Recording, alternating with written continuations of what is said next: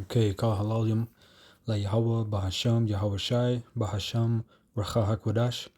Double honors to the apostles of GMS that rule well, who I learned this truth from, and salutations and blessings unto you elect, Akim, and few Aquathium that take heed, you brothers and sisters. All right, so this lesson is going to deal with this guy, Johann Blumenbach. All right, and this guy was, well, it's going to, introduce him.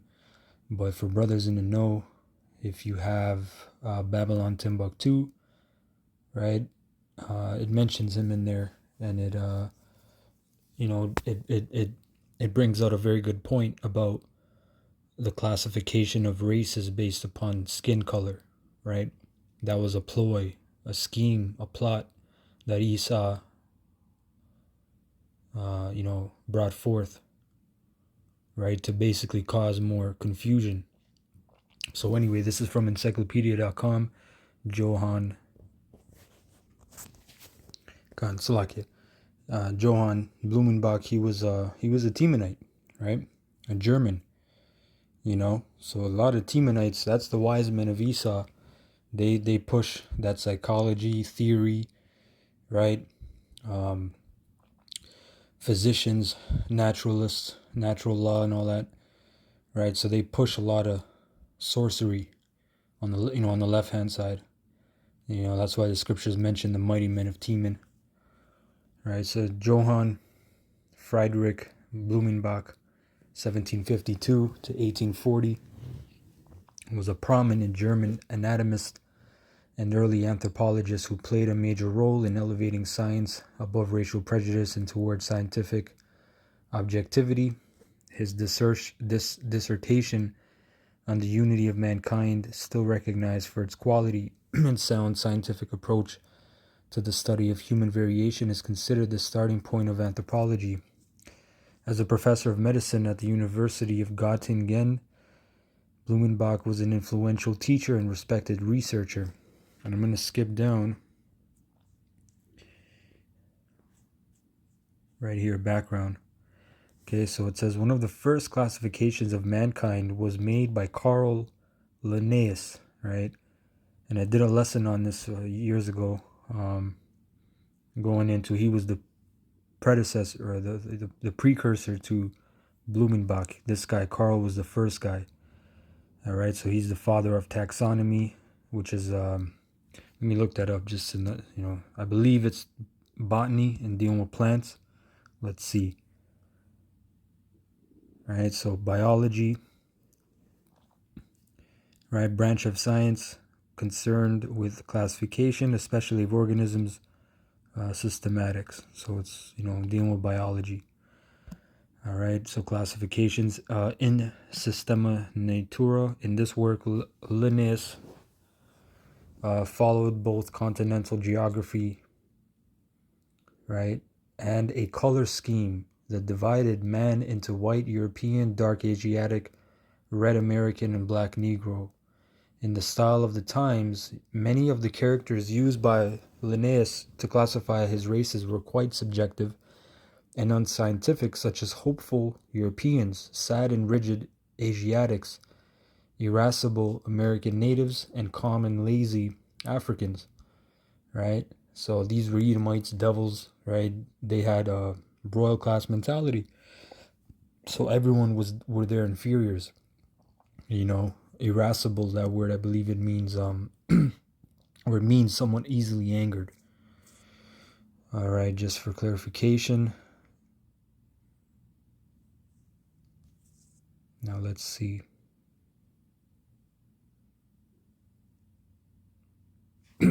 So it says other attempts at classification were also simplistic and subjective, such as Miner's reference to all nations being derived from two stocks: the handsome white peoples, including the Celts, Sarmatians, and Oriental nations, and the ugly dark peoples, which consisted of all the rest. Which Celts, a lot of those were Israelites. You had the term, now I forget it, Celtic. Yeah, but I gotta get back in the history, Lord's will. But yeah, those Celtic The Celts were, that's Esau going into his fairy tale, right? His fantasy world. Let's go. I only wanted a little from here, just that introduction of Carl, actually. All right, but you see that it was a scheme. That was also another point, right? So now let's go to this article here, because this is just basic information you can read. You can go on Wikipedia and read about him. But I got this other article here. This is from, let's see, what is this? Uni-Got Göttingen.de, but the title is Blumenbach and the Concept of Race. I guess it's some German website, right? It says Institute of Zoology and Anthropology. So it says Blumenbach and the Concept of Race. Johann F. Blumenbach was a German naturalist and anthropologist known for manifold scientific achievements during his long and productive career. Right, in 1776, which is an interesting year actually, he was appointed professor of medicine and curator of the Museum of Natural History at the George August University, Göttingen. Blumenbach was one of the first to study mankind as part of natural history in a quantitative fashion, meaning they wanted to encapsulate, they wanted to classify and label everything, right? Because this was their time, they were coming up, right? This was centuries after the Renaissance, right? You're well off into the Renaissance now, in the late 1700s. Blumenbach explored the biodiversity of humans mainly by comparing skull anatomy and skin color. He is best known for establishing a 5-part naming system in 1795 to describe what he calls generis humani varietats. I'm not going to read all that. But basically 5 principal varieties of humankind, but one species. In his view, humans could be divided into varieties. Only in his later work he adopted the term races, referred to as Oriental, American Indian, Caucasian, Malay, and Ethiopian, which Ethiopian is a Greek word, Aethiopes, which means burnt face. So he's describing basically the dark people as burnt face, right? Which every nation was dark, including Malaysian, right? American Indians, the Gadites, which he's including not just the North American, but the Central and South and in the islands. Esau just likes to, morph shit together. He assumed that all morphological differences between the varieties were induced by the climate and the way of living, which is more fallacy, because Esau came from a very hot, pretty much dry environment, desert environment, right? Blumenbach repeatedly emphasized that the differences in morphology were so small and gradual, here's where you got to pay attention, and transiently connected that it was not possible to separate these varieties clearly. So he admitted, look, these things, every nation is pretty much dark, and you can only differentiate between skin color and facial features so much. Because again, all these nations in originally were dark skin. Now let me get one scripture. Let me get this. Hold on. We got to bring all this info out. The Lord, He gave us in this information, this spirit. This is Sirach 42 and 17. The Lord Yahweh hath not given power to His saints to declare all His marvelous works, which the Almighty Lord firmly settled, that whatsoever is might be established for His glory. He seeketh out the deep and the heart, and considereth their crafty devices. For the Lord knoweth all that may be known, and beholdeth the signs of the world. He declareth the things that are past and for to come, and revealeth the steps of hidden things. He reveals that to who? His men. Amos 3:7. Surely the Lord will do nothing, but He revealeth His secrets unto His servants, the prophets. So here he reveals all these things. This is how we're tearing down, lifting up the skirt, and casting down vain imaginations, man, and strongholds. Verse 20, no thought escapeth him, neither any word is hidden from him. All right, now let me get another one. This is Psalms 36, one of my favorite scriptures in 3. The words of his mouth are iniquity and deceit. This is dealing with you so-called white people, but starting with you elites. Right, you Edomites. All right, you E's. Right, you guys, all the words of your mouth are iniquity, which is sin and deceit. He hath left off to be wise and to do good. He deviseth mischief upon his bed. He setteth himself in a way that is not good. He abhorreth not evil. You know, and when you look up the word devise, the word is hashab, which means to think, plan, esteem, calculate, invent, make a judgment, imagine. All right, count, to think. You know, so this is what this man does. He's up at night. That's what it means, up on his bed. They're up in this, they're doing their ceremonies. So let's read this actually. Let me first get this actually. Hold on. Mischief. The word mischief is awan, which means trouble, wickedness, sorrow, trouble. Right? But let's get this in the NLT. Right? Verse 4. They lie awake at night, hatching sinful plots. Their actions are never good. They make no attempt to turn from evil. Right? And again, this is dealing with you Edomites, man, starting at the top. So this is one of those sinful plots, man. Okay, and we're going to show that right here. This is a quote by Johann. He says, quote, all national differences in the form and color of the human body run so insensibly by so many shades and transitions one into the other that it is impossible to separate them by any but very arbitrary limits. So this is from 1825, right? And this man is telling you that it's so difficult that pretty much we have to guess. That's what the word arbitrary means. It's pretty much a mix-up, a random pick and choose.